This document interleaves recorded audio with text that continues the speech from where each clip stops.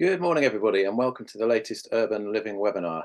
Today, we are going to be looking at mixed-use development. My name's George Sell. I'm editor of Urban Living News. We are an online B2B platform for the living and hospitality sectors. Today's webinar will last an hour. We're going to have roughly 45 minutes of Q&A with our panelists. We'd like to make the session as interactive as possible. So if you do have any questions, you can submit them using either the chat or the Q&A function in Zoom. Everybody who's registered for the session will be sent a link to a recording in the next few days and sent via email. So before we start the conversation, I just wanted to show a few screen grabs of news stories that we've run recently on our Urban Living News site, just to give you a flavour of some of the issues and some of the types of developments that we're going to be talking about today.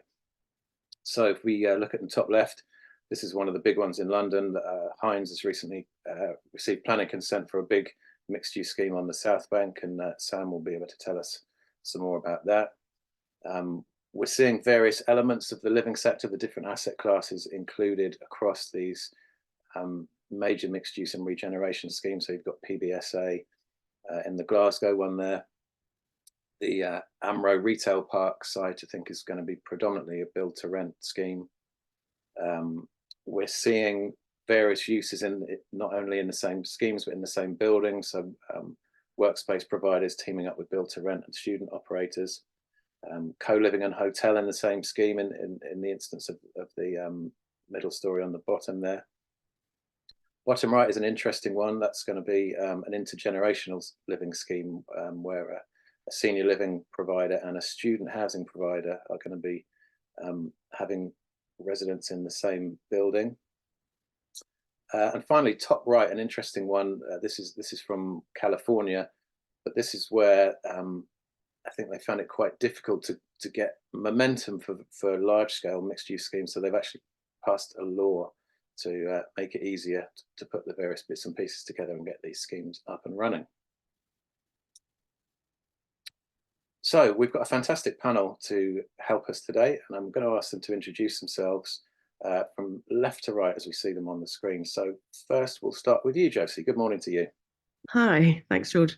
Hi, everyone. I'm Josie Baum. I'm co-founder and CEO of Arc Club. We're I suppose, a B2C workspace operator who partners solely with residential developers and investors to put workspace in the heart of the ground floor plus of their schemes to bring footfall, but crucially to provide the now kind of core amenity of a place to do really productive work that aligns with their asset and also opens the scheme out to the public. Thanks, Josie. Chris, welcome to you. Hi, I'm a real estate partner at Addleshaw Goddard. Photo makes me look a lot younger than I actually am, which is great.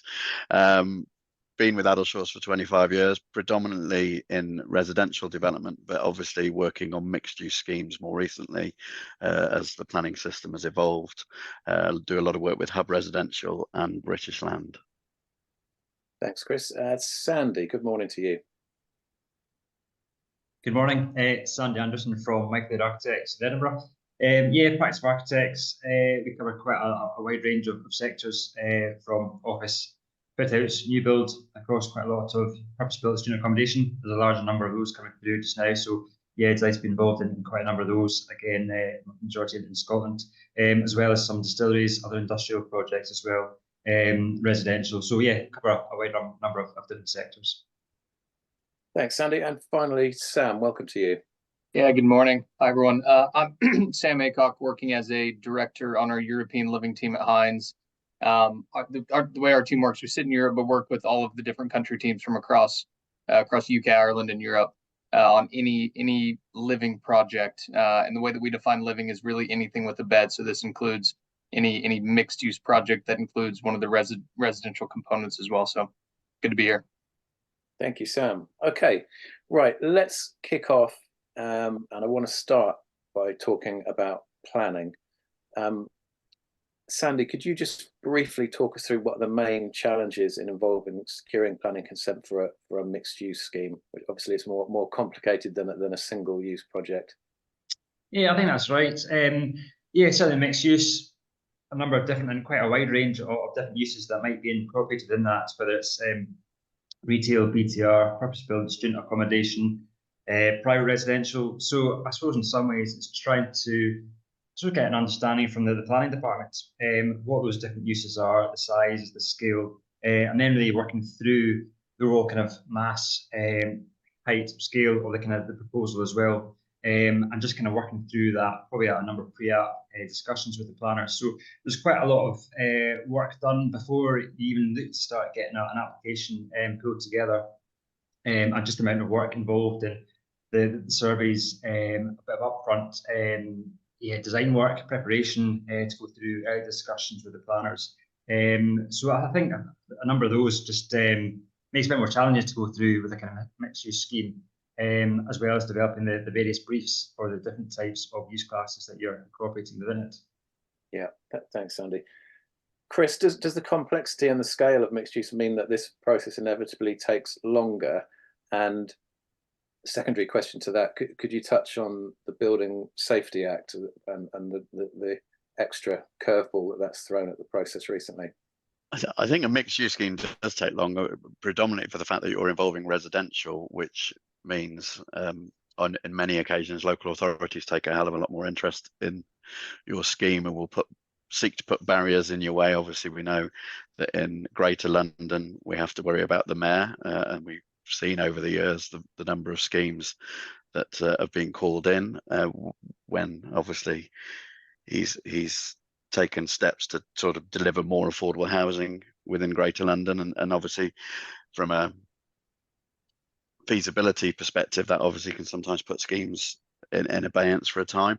But obviously another factor first factor was obviously the introduction of the second staircase within buildings for fire risk. But obviously in high-rise residential buildings, we now have to deal with the complexities of the Building Safety Act, which again slow the process down, certainly from once you've got planning to getting on site, because obviously you have to go through the gateways in terms of getting your approvals for building control, which adds an extra sort of barrier to delivery. Yeah. Have you got any anecdotal instances, Chris, of projects that have been stalled or slowed considerably by having to readjust to the provisions of the Building Safety Act? Well, I think what we have seen is that schemes that previously got planning and had a single staircase, investors, funds, they're looking at them now and they're, well, it might have been compliant at the time when the planning was obtained, and in theory you could implement the planning permission.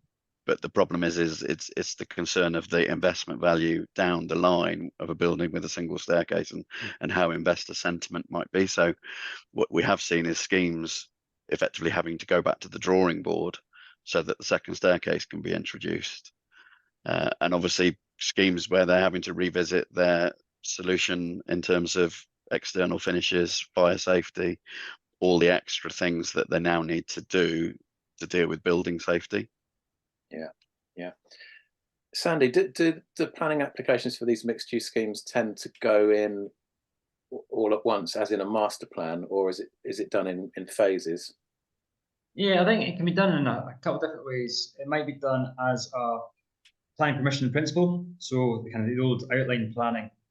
So what that does is really setting out the kind of the mix or kind of the use types, the height, scale, kind of mass of the building. You're not really going into the detail, particularly of the articulation of facades or what's happening internally. Although what we tend to do is include quite a lot of that information within the outline kind of pack of information, really just to give a bit of additional supporting information just to show how it could look, which is obviously well received by the kind of locals, kind of the communities, just to see what they might expect. But again, we just kind of caveat kind of the information we put in as kind of information only. So you can submit the outline application. Now that tends to come as a smaller planning fee, but in terms of documentation, you can still require a huge amount of documentation to go in with the application.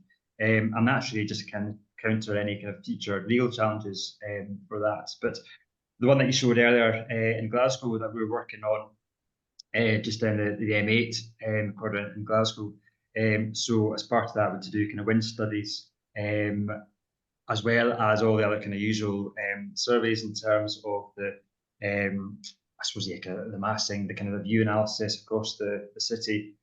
So you're looking at, I suppose, a design access statement could be 100, 150, 200 pages that goes into that. So again, from that application, you put in a huge amount of work, a huge amount of documents. This then got to be picked up and reviewed by the planning authority.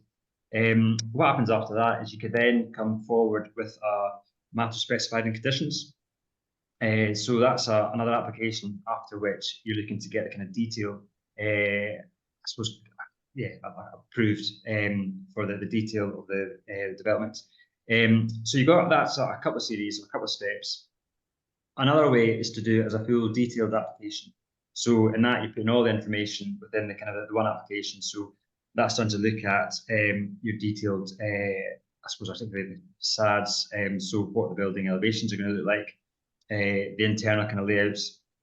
And again, that'll come with all that kind of documentation, surveys, reports. I suppose the added complexity that we've had recently is the MPF4 coming through. So that adds on elements such as ecology, net gain, biodiversity, how all that's included within the development. So yeah, I think within the kind of projects, they are becoming more complex, especially with kind of mixed use schemes. There's a lot to kind of pick up and work through from the very early inception of the project right way through to when you're submitting the planning application and then beyond, how that's picked up by the kind of the planners as they start to work through all the kind of information that they've received.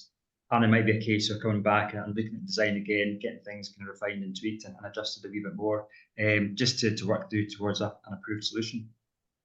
Yeah, thank you, Sandy. Sam, let's move on and talk a bit about finance and investment. Do the various elements of a mixed-use scheme, do they tend to be backed by the same investor, the same funder, or do different elements have different funders? I think we seem to be seeing an increase in JVs between perhaps two financial institutions to get some of these off the ground. Yeah, sure. I think the way that we've kind of looked at it is almost two different ways. One being the timing. At what point of time are you capitalizing the investment? I think there's some that'll look more towards kind of taking that early stage planning risk, and that may be a little bit less dependent on the use. And then the other is if they're looking at vertical development, might be a little bit more product or sector focused, as opposed to thinking about the full kind of mixed use scheme. Our funds, specifically at Hines, they're relatively product agnostic. We'll look at any different use type. And so the way that we've been thinking about any new mixed use development is I guess kind of in the beginning focusing on the design, on what's best use for the local area and best use for the wider scheme, so that if it comes a point in time where we need to think about, I don't know, shifting the capitalization strategy, then there's already been kind of thought through what's best for the area, as opposed to thinking about the maybe product specific depending on the capitalization that you'll be looking for. And Sam, does the complexity and the time needed to deliver these schemes mean that you take a different view on how long you'd hold them? Obviously, delivering them takes time. Presumably, you want these assets to stabilize and yield before you would sell them on. Yeah, I think inevitably with a mixed-use project of scale, it's gonna require a bit more time than if you're looking at a single use asset. I think in the current environment, we're trying to be a little bit more conservative on our timing expectations.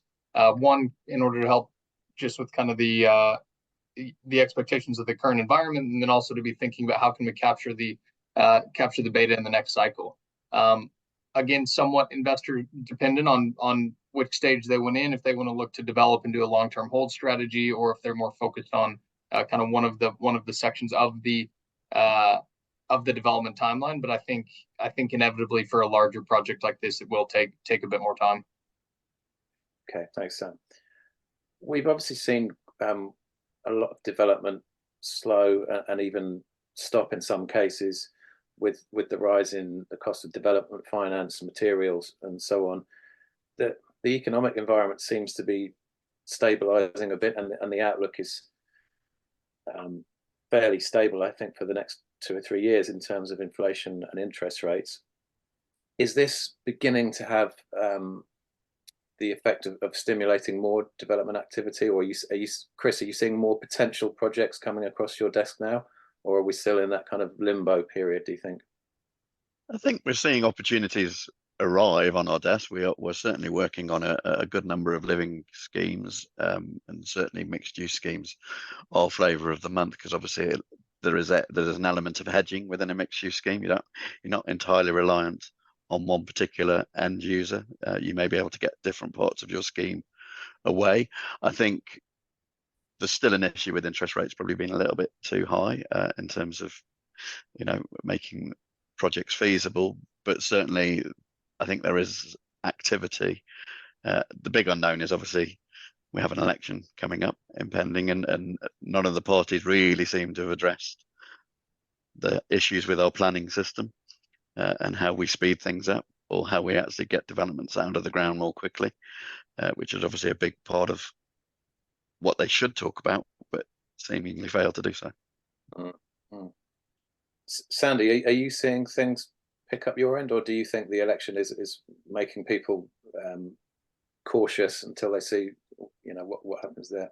Yeah, I think there has been a wee bit of that kind of recently. Has been a bit of a kind of steadying. I suppose in Scotland just now, and there's other things at play as well in terms of kind of the build to rent kind of market. I think kind of the rent caps and that has had a huge impact up here, where BTR developments have been progressing to a point, some having gained kind of planning approval, but then kind of halting because of the kind of rent caps, and just the projects aren't kind of feasible to kind of take forward any further.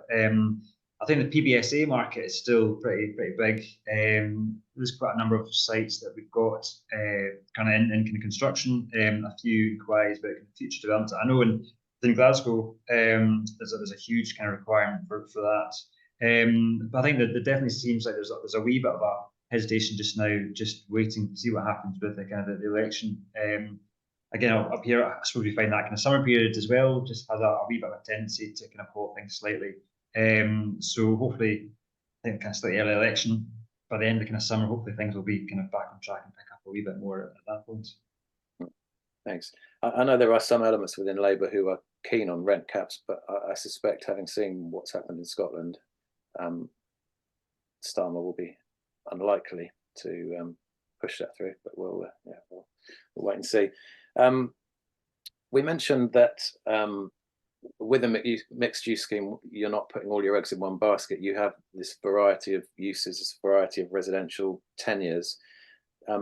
Sam, can you talk about how you come to choose what those uses are going to be for a particular site? What's the kind of decision process there? And maybe you could give us a couple of examples of schemes that you're working on. Yeah, for sure.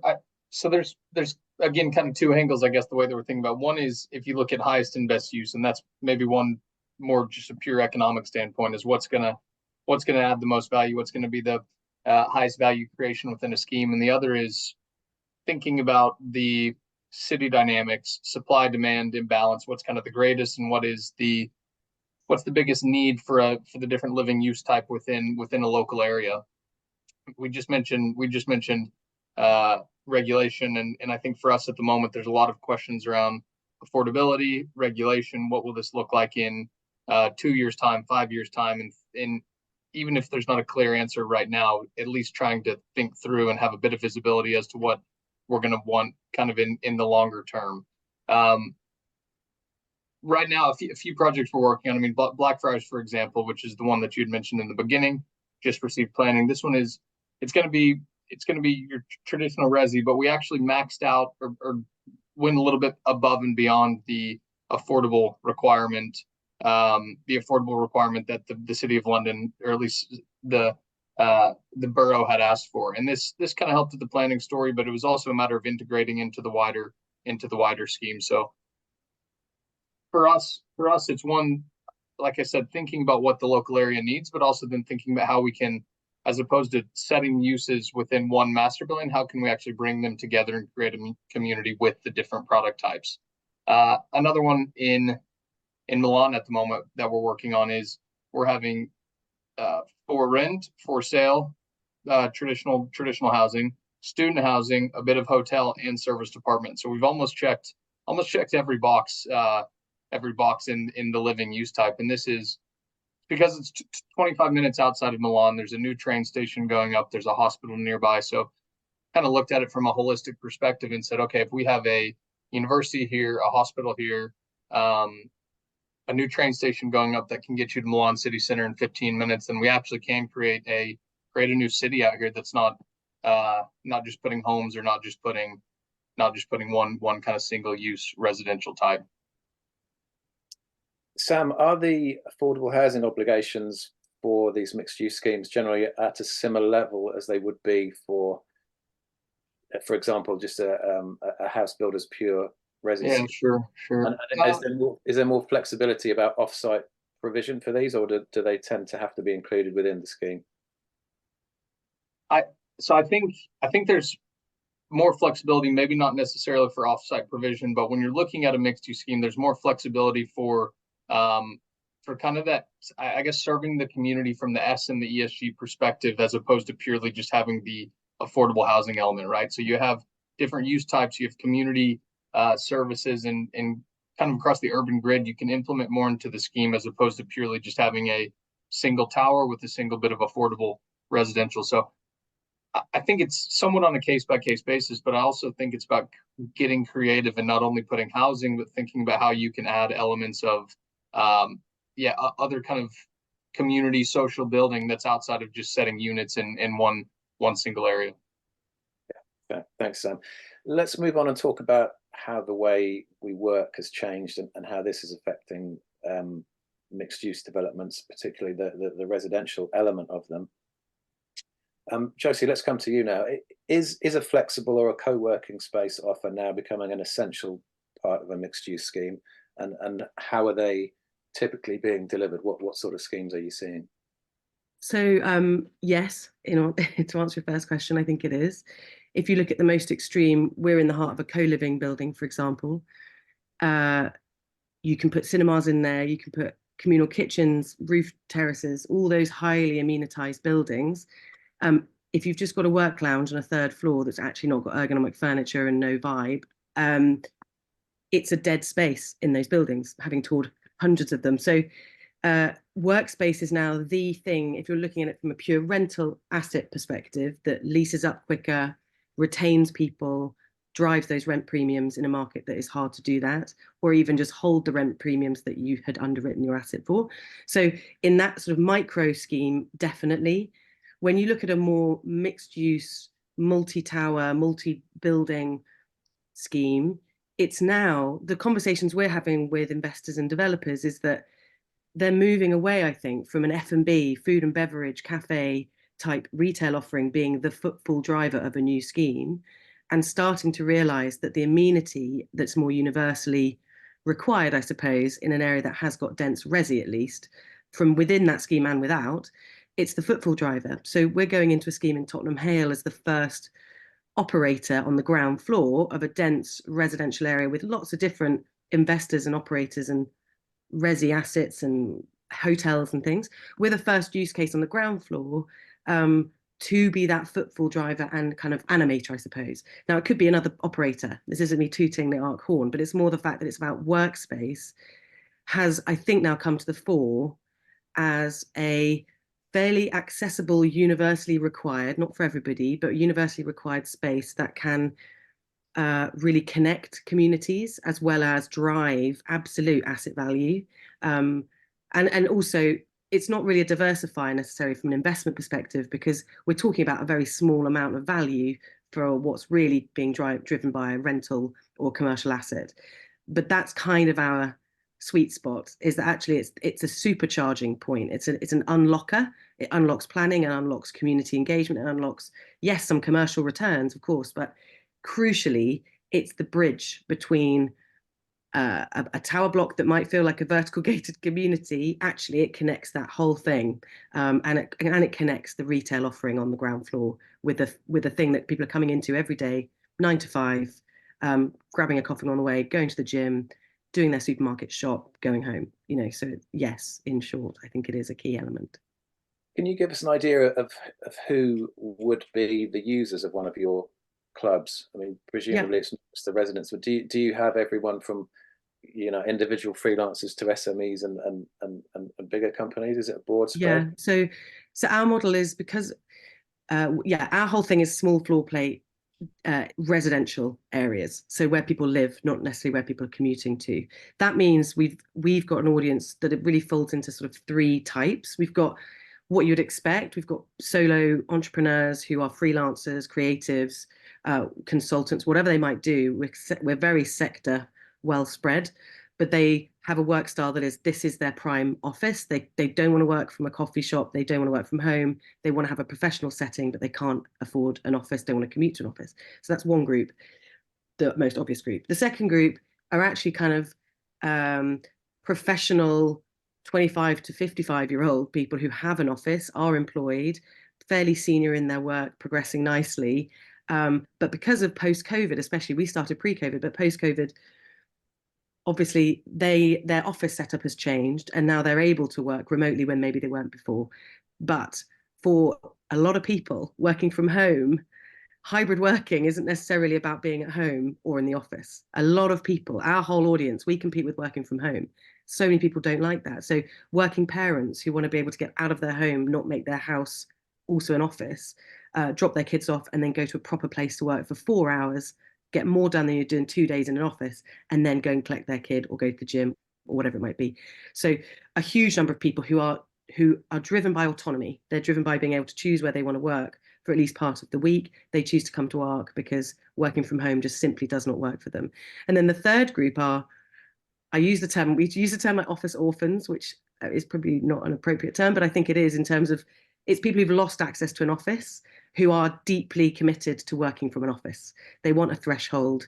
They want professional connections. They want a social experience at work, but they don't or can't commute to an office anymore, or they can no longer afford it, or they've started their own business having been in an office-based environment, and they now choose to come to ARC as their office because it's signaling that they have a professional place to work. So it's a real mix. It means we have lawyers, entrepreneurs, all sorts of things.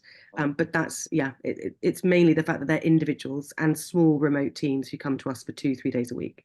The people who would otherwise be in their pajamas all day, I think. Exactly. And honestly, there's thousands of us I'm in a house now, but there's thousands of us just hidden in our homes, and it doesn't work for a bunch of them. It works for a lot of people. It doesn't work for everybody. So we're that walk away from home to come and do 2 hours work, even do the webinar with a professional background, not a bunch of books, so it's a real mix, but it's a growing audience for sure. Yeah. For the people who are comfortable working from home for some or all of the time, Sandy, has residential unit design evolved to accommodate that, do you think? Are we designing in specific work zones into residential units now? Yeah, I think we are. Some of the kind of private residential projects we've been working on recently, and there is the idea about, where is that kind of wee space within the whether living room or bedroom that you can kind of work from? Is that a wee kind of hold away desk or something else like that? So it is starting to think about how that can be incorporated within the kind of residential. I suppose in terms of even kind of office developments as well, that has obviously kind of changed the kind of the layouts of the kind of offices, but also just thinking about the kind of mixed use aspects. And even in offices, we're starting to look at a variety of different office spaces, so that there might be more of those workspaces that you incorporate within the office, kind of a cafe that people can come in and work from. So I suppose the general kind of thought has changed quite a lot in the last few years about actually you're not just going to an office to work, but there's other options, whether it's at home or cafes or separate area within a kind of an office environment that's open to others to come in and use that space. Yeah, thanks, Sandy. Sam, can you touch upon the effect that a successful mixed-use development has on its surrounding neighbourhood? What are the benefits it brings to the wider area in which it's set? Yeah, sure. I think may sound kind of obvious, but I think a lot of these things that we've actually touched on. One is the retail, the F&B, the public realm, the level of activity, the level of footfall. I think everybody's kind of had different points on what a mixed use project will kind of incorporate and bring to the area. There's maybe back to the co-working point. The way that we've looked at it is multiple different forms, kind of like we just mentioned. One being in your room, the other being within a private co-working for your scheme, and then there's gyms, cafes, outdoor areas to sit that are open to the public. So I think it's a matter of what you actually put within all of the public realm space, how much footfall this brings to the area. What we've seen also is in areas, for example, the Milan project that I mentioned, which is not city center Milan, you start to see values increase whenever you bring this level of activity to an area that hasn't seen either hasn't seen much development or hasn't seen the level of activity and regeneration that hasn't been there for 20 plus years. So I think it is somewhat on a case by case basis, the level of premium that you'll start to see on the values. But yeah, our idea is that the South Bank of London at the moment, it's an exciting area, but it has a lot of room for growth. And so hopefully with what we can bring to not only the I guess kind of income producing aspects of retail and F&B, hopefully there's going to be some level of community involvement and outdoor space and community space that will welcome people from south of London, north of London, west of London, all over to come visit and yeah, and increase some of the awareness of what we're going to be doing down there. Does the community consultation piece start right at the beginning of the process? And obviously, you know, you're never going to please everybody, but do you tend to get a lot of objection, and is early communication the key to overcoming the majority of that objection? I think early and often is probably a good way to put it. Just being open and being open to communicate with whoever and answer questions. It's like you said, you're never going to be able to please everyone, but if you can at least take in feedback and try to implement and mend your project as much as you can based off of the conversations you've had, then that's probably the best approach to it. I think we started conversations early, and I think you'll see the conversations going through planning, through development, towards the very end of the development phase of the project, just to make sure that, kind of back to one of your original points, they're not 2-year development projects, right? It's over a longer period of time. So things change, the world changes, economies change, the local area changes. So it's a matter of making sure that you're aware of how these differences may want to be kind of put into the project from the beginning to the end. Yeah, thank you, Sam. Chris, public realm and social value. How is the decision made around how much of a mixed-use scheme is going to be open to the public? Is this something that's determined by the local authority to some extent in the planning application? Is it primarily the developer's decision? And what's the value of these schemes to residents and the wider community? It's largely going to sit with the developer and what it wants to do with the space within its title boundary, and what type of person or business it wants to drive into the scheme. I think you'll find most mixed-use schemes where there is public realm, the intention is that it is to be used by the public and not just by the occupiers of the building. The concern is always, and one of the things that we frequently focus on in any development that involves mixed-use schemes or a high degree of residential usage, is the service charge, and how that is going to be shared amongst the tenants, particularly as residential tenants tend to be the most sensitive to service charges. That being said, I can think of a number of retailers that are also highly sensitive to service charge.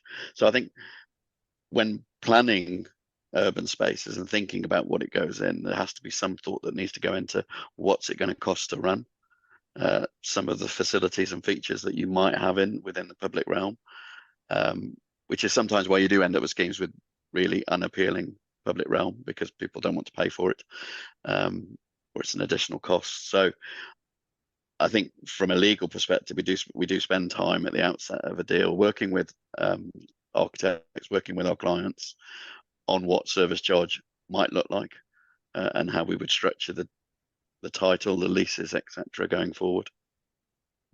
Thanks. Sam, is the attitudes of local authorities towards public realm? Does that vary much from country to country or region to region? I mean, for example, how would the local authority in London approach that when talking with you compared with the one in Milan? Yeah, I think it does. And I also think it's a matter of I think there's different ways that you can define it, whether it being entirely public, semi-public, open to, I don't know, open to the public through a booking system. So it's different levels of public realm. And I also think that it is very much micro-location dependent. In Italy, it's well, maybe the other way around. London, it's a smaller land plot going up, right? In Italy, it's a much bigger land plot going out. And so there's space for basketball courts, paddle courts, different ways to engage and interact with the community because you have more land availability. Whereas in London, you're going up and you're thinking about what can we kind of include within a little bit smaller plot of land in a bigger city versus a bigger piece 30 minutes outside the city. So I think it is case by case dependent, and it's also kind of depends on how you define exactly what the public realm is and how you want to operate it, how you want to think about the service charge, how it's going to be looked at from those who will actually come use it. Thanks, Sam. Josie, did you want to come in and talk about what the value of public realm is, particularly the social value to the wider community, and not just the core residents of a scheme? Yeah, and I suppose my definition in this case of public realm will be not necessarily the landscaped public realm, but more the kind of publicly accessible parts of the real estate, the real actual asset. And I mean, our whole value, our whole USP is that we are a socially impactful organization, where we operate in a way that is affordable, ground floor plus accessible, and many other things. All of that is because that's why we want to run this business, but also it's ticking a bunch of challenging boxes for our partners around public access, actually, and driving social, like crudely, we drive an E in ESG because people walk to work or cycle. They don't, drive or go on transport. But actually, our whole value is the S. And it is about social access to what was once maybe or historically might have been closed real estate. And so we chose workspace as the sort of Trojan horse, I suppose, for opening ground floor of real estate up. And because we're doing it in a way that's hosted, or other operators like us are doing it in a way that's hosted, it's a controlled public realm in that sense. We have all sorts of people come through our doors. We've had to call ambulances. All of our staff have to be trained around mental health management, all of that stuff, because we're one of the only places often where people can just walk in. And so you get all sorts of people walking in, and that's right. That is challenging, but it's not impossible. So because we're there and it's not a lobby of a hotel or a lobby of a private rented building, it is more public in that sense. We have a way of bridging then the community that lives within that building and the existing community who've been there for decades often, and generations. So from our perspective, the social value is huge. Having ground floor access for anybody and everybody. We do it in a way that's very clearly queued because it's a workspace. People come in, you can buy coffee, sit down for 5 minutes, drink it, but actually it's a workspace. So it's not a kind of free for all. But the other thing we do crucially, and again, we work at pre-app stage with most of our partners for certain developments, because they need a real operational reality for the non-core of their business. So if they are a rental, resi operator or developer or commercial, they don't necessarily have the operational example or business plan or design, aesthetic, all that stuff that allows them to go in front of a planner, go in front of a community group, go in front of a resident association, say this is actually what it will be. So we do a lot of that work for them. And it's because of the value of unlocking the hard bit. So, yes, you have to put affordable homes in these schemes, but actually there are so many different ways you can create accessibility to these schemes and affordable access that isn't about just walking through a lovely, which is important, but not just walking through a lovely landscape park from A to B that wasn't there before. Yeah, I could keep talking, but I won't keep talking. I mean, presumably another bonus of that approach is you also act almost as a soft sales force for the development you're in. If people have a good time, 100%, they might want to think about moving upstairs. Well, you're completely right. So we're opening a club, very small club in West London in September next to the marketing suite for sale property. And we're being paid for by the marketing budget. We're there for 10 years. We've got a 10-year agreement, but the first 5 of those are very strategically or tactical choice. We don't care. We know that we're going to drive the same value. It's a great place for us to be. It's a great partner for us to have. But for them, their driver is absolutely show what it's like to live here. And having an ARC club in that scheme, they've chosen it as a good, good marketing piece. So yes, you're completely right. And for us, having public access is a lead generation for us. So having coffee shop fronted, active frontage, no barriers to entry, literally, is a tactical choice as well by us to make sure that we've got as many people in the neighbourhood walking through our doors, because, invariably a bunch of those will become members. Yeah, thanks, Josie. Okay, let's move on and talk about sustainability in terms of building materials, construction techniques, building performance, and so on. This wasn't in my initial agenda I sent you, but it's just something that's occurred to me. Sam, we've definitely been seeing among planners in the UK and London, definitely, a strong preference towards adaptive reuse rather than new build. How does that impact a major mixed use scheme? Are there cases where you'll be able to reuse some of what's already there, but some of it will have to be demolished? I mean, I guess the Southwark scheme is going to be entirely new build. What's the current thinking there? Yeah, that will be new build. We have a strategy right now across, I guess, generally across Hines Europe right now, where we're trying to do more of this, reuse, conversion, shift of use. We have a project in Paris that we recently closed on, which is going to be, it's an office building. We're going to turn it into, keeping the exact structure, we're going to turn it into 600 units of student housing and 70 units of senior housing. So it's an interesting idea combining these two kind of tenures, but they'll have separate entrances, they'll have separate kind of operational strategies. But we get it from an ESG perspective, it's exactly kind of what we're looking for. So we're taking the structure.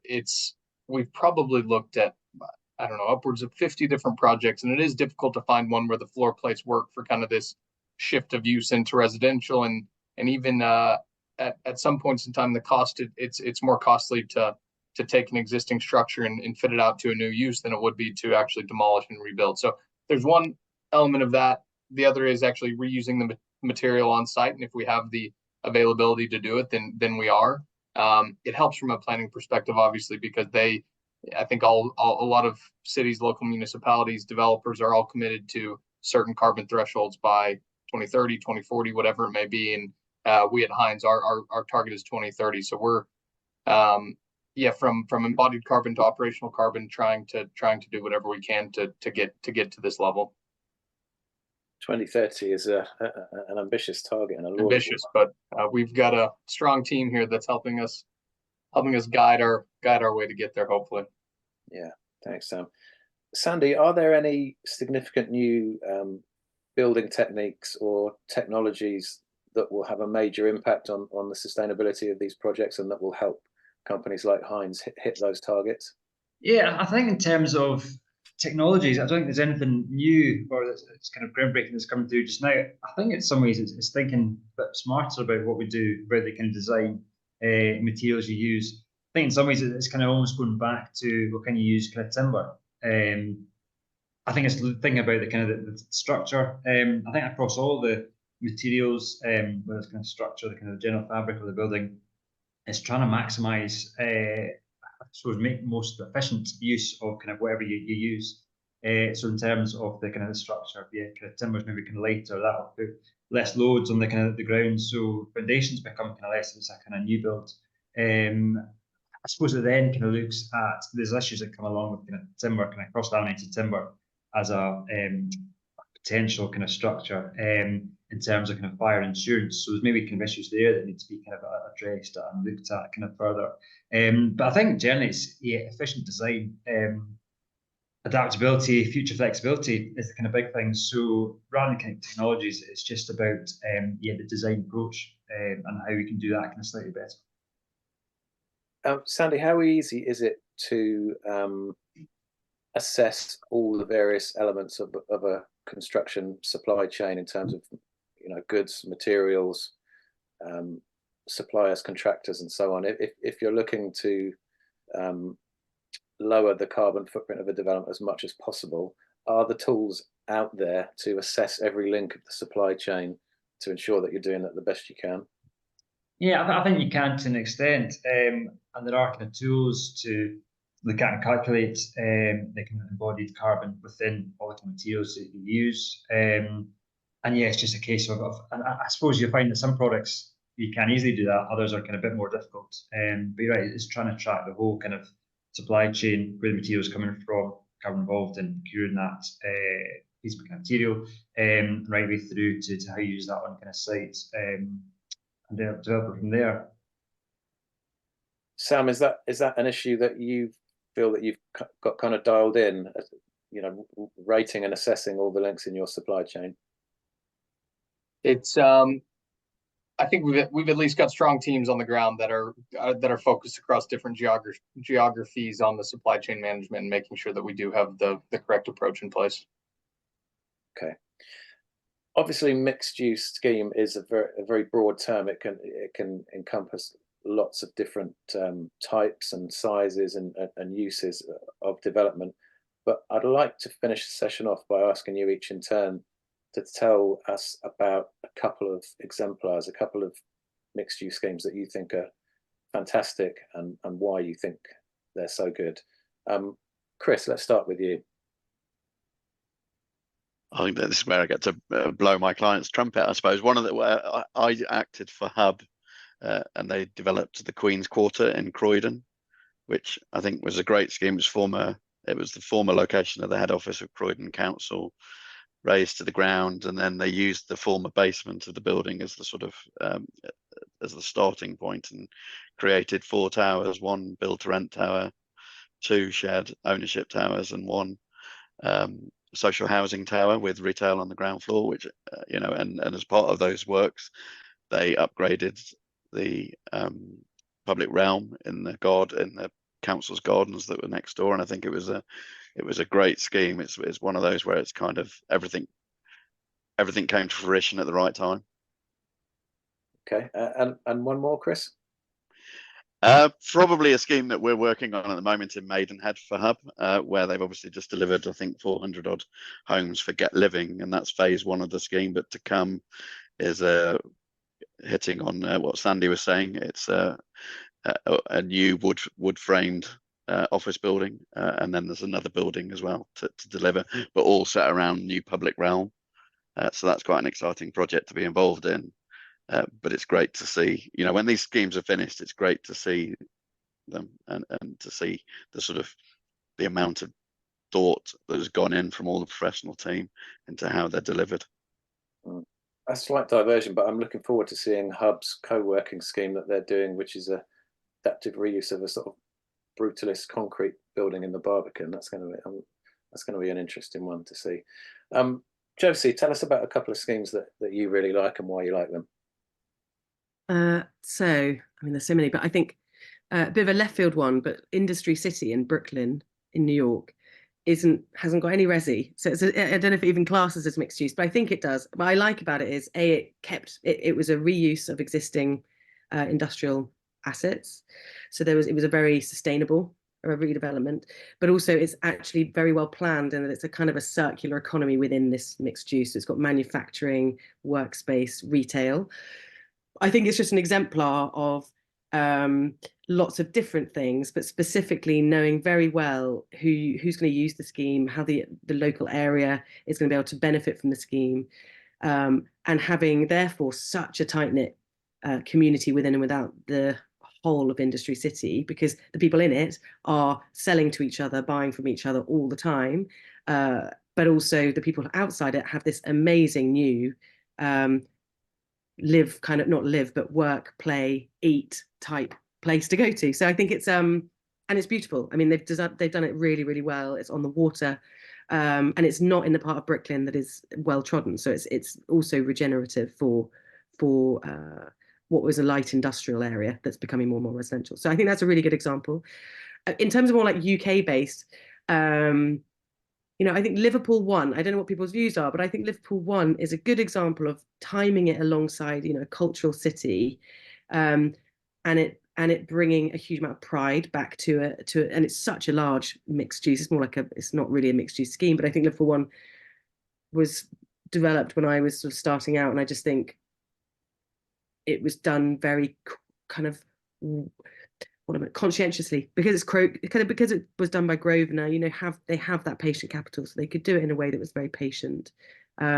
So those are the two, I guess. They're quite random. I could pick loads, but I think the Liverpool one specifically, I think, is just because of the patience of who was doing it. Now, there's lots of things you can say about a scheme that large, but and what the gentrification elements. But I think in terms of the retail, new types of living, kind of bringing a wave of how people live in the city, or a new way of living in the city. So, yeah. Do you want to tip your hat to a scheme that you've been involved in? Well, I would, but I feel like it's so small. But like, yeah, I mean, Sunday Mills is where we have a club in Earlsfield. It's a DTZ Investors and under the Folk co-living brand. It's great in that it's only got two retail units, but it's along the river. We've got workspace in one, F&B in another, living there, but it's living above. But you've got a huge amount of footfall now that's coming from a dense residential area like Earlsfield to what is a modest building, and it's won awards from an architecture perspective and sustainability. So it's a beautiful scheme, and I think it's a good example of it not needing to be a Liverpool One scale thing to start doing mixed use really well, and have all the positive impacts that it can have, even if it is just a 400 or 250 unit thing that's actually off the beaten track a little bit. Yeah, great stuff. Thanks, Josie. Sandy, how about you? Yeah, quite like the kind of look of Circle Square in Manchester, quite a dense kind of urban kind of development.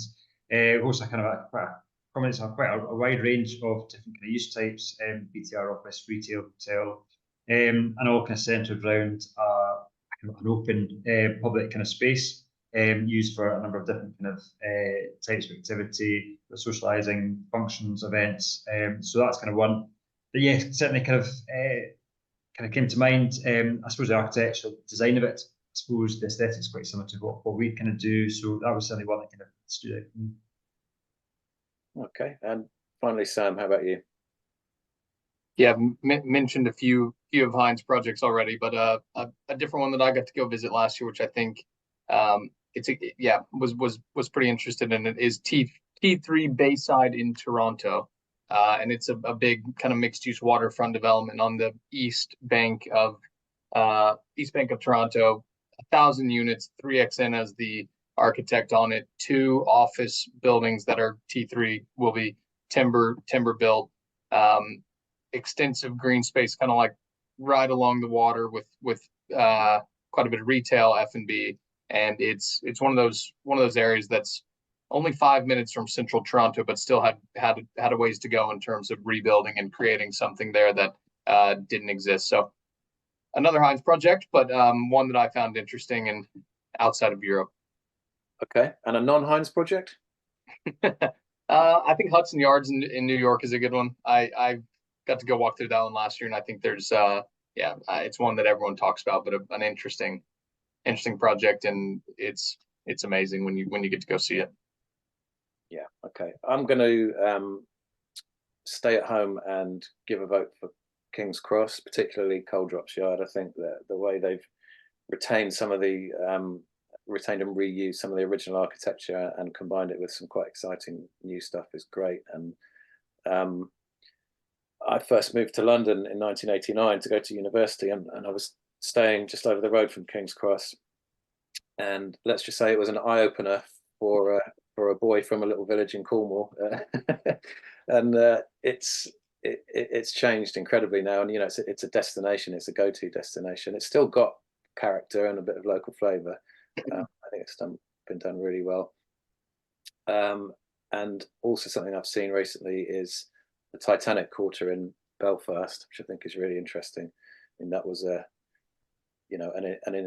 pretty much an unused industrial area with very little on it. So it was almost like a blank sheet of paper. And I think what's happened there to date and is still going on is really interesting and well worth a look. Okay, thanks everyone. I think that was a really interesting conversation. I enjoyed that. And before we wrap up, I just wanted to show a few slides. We're also going to leave the session open for a couple of minutes when we're done, so you can take some notes from all the good stuff that my colleagues have been putting in the chat. The next Urban Living webinar is taking place on Friday, July the 5th, again at 11 AM. And it's a deeper dive into the sustainability issue, so sustainable design and operations in the living sector. If you would like to register and join that, you'll be able to see the link to sign up in the chat. I just wanted to tell you about our flagship in-person event, the Urban Living Festival. It's taking place on the 18th and 19th of September at Mary Ward House in London, just over the road from King's Cross. Actually, and the first day of this, the 18th, will be made up of property tours of various assets across the living sectors in the King's Cross area. So some of the places I was just talking about, you'll be able to go and see and have a peek behind the curtain. We are going to have a main stage there and then 5 breakout rooms. So there's a lot of content this year. The new venue has given us a lot of space. So we're going to have dedicated content streams for build to rent, PBSA, later living, workspace, and several more. So you can find out all about that from the link that's in the chat. If you'd like to work with us at Urban Living News, get in touch with my colleague Henry, whose details you can see there on the screen and also in the chat. We offer various digital and in real life options. And finally, thanks for watching. Thanks ever so much to Sandy, to Josie, to Sam and to Chris for their fantastic contributions today. If you're on any of the social channels you can see on the slide there, then give us a follow and interact with us there. As I said, the session is going to stay open for a minute or two so you can take some notes from the chat. Other than that, thanks for watching. Enjoy the rest of your day. Have a great weekend, and I hope to see you on another webinar soon. Thanks very much, everyone. Bye-bye. Hello, we are International Hospitality Media, or IHM for short.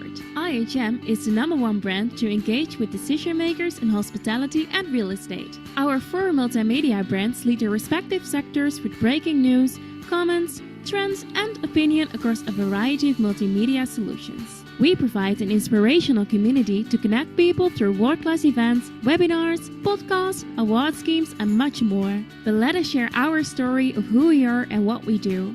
Over 10 years ago, Piers & George had a light bulb moment to provide expert opinion, comments, and low-cost digital content.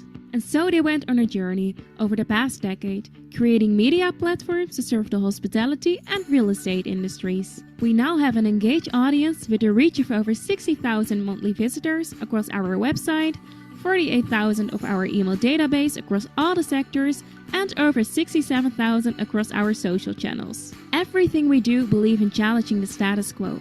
We believe in thinking differently. We make things simple and very easy to work with us. And we're a friendly bunch too. We offer creative solutions to help you achieve your business goals. Read, watch, listen, meet with IHM. Contact us for a chat today. Just look at some of the brands we have worked with recently.